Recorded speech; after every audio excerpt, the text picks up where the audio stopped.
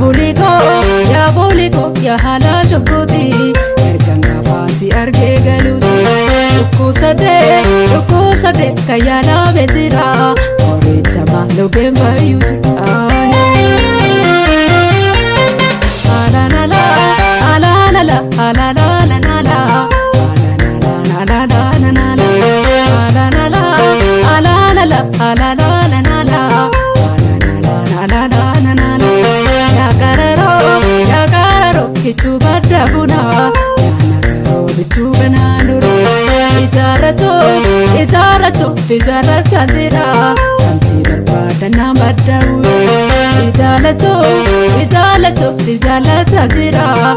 asana imimana butai udi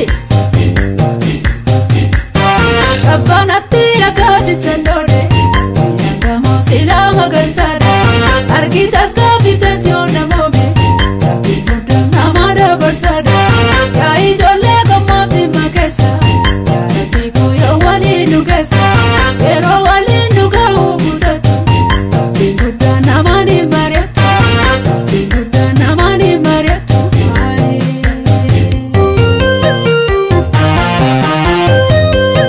Fudi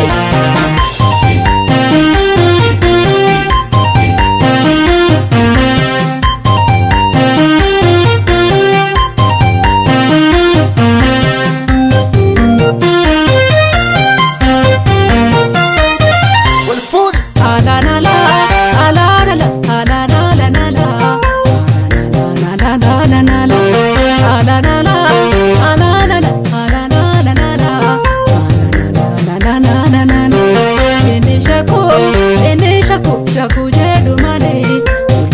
Udu feka ilani Ulimiti Toba bala rasa Rabbina damasa Agaroka Tamazelli bari Amma shoba fatena tidami Amma shoba Fanne baru wallahi Atumti nafsi yabu Ala la la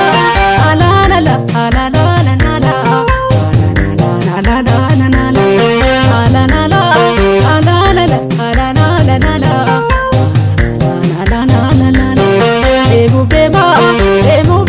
Jirabale goba Nuwaino kata jolle nirwa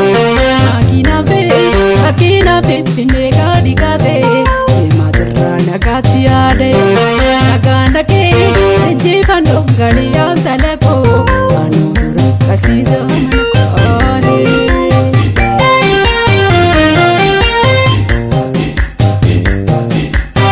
Kapanate ya gade sandone Zeeynabaa garsada argitas kavitas yona mobe binguda namada barsada ya ijole kamati makesa ya rabiko ya wali nugesa pero wali nuga ubutatu sila namani mariatu kapanati ya gadi sandone yangamo Zeeynabaa garsada argitas kavitas yona mobe binguda namada barsada ya ijole kamati makesa ya rabiko ya wali nugesa